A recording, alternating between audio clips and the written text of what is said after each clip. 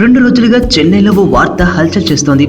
కమల్ కూతురు శృతి హాసన్, కమల్ హాసన్ కు అత్యంత సన్నిహితురాలైన గౌతమి మధ్య కాస్ట్యూమ్స్ విషయంలో పెద్ద గొడవ జరిగిందని, ప్రభాస్ నాయుడు కోసం గౌతమి తనకు డిజైన్ చేసిన దుస్తులపై శృతి హాసన్ తీవ్ర ఆగ్రహం వ్యక్తం చేసిందని, ఇద్దరి మధ్య వాగ్వాదం జరిగిందని వార్తలు గుప్పమంటున్నాయి. ఈ గొడవపై మీడియాలో వార్తలు వస్తుండడంతో శృతి హాసన్ నుంచి ఓ స్టేట్మెంట్ బయటకు వచ్చింది. ఆమె ప్రతినిధి దీనిపై వివరణ ఇచ్చారు.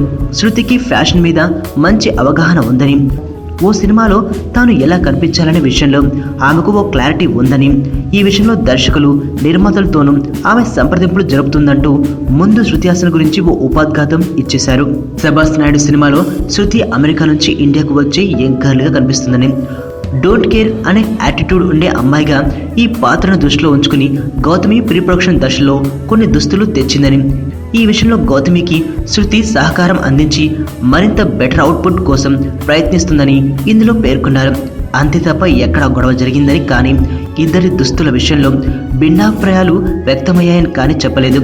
కానీ దాని బదులు సైలెంట్గా ఉంటే ఆ వివాదం వార్తల్లోంచి దానంతటా అది వెళ్ళిపోయేది. ఈ స్టేట్మెంట్ చూశాక ఈ గొడవకు ఒక అథెంటిసిటీ వచ్చింది.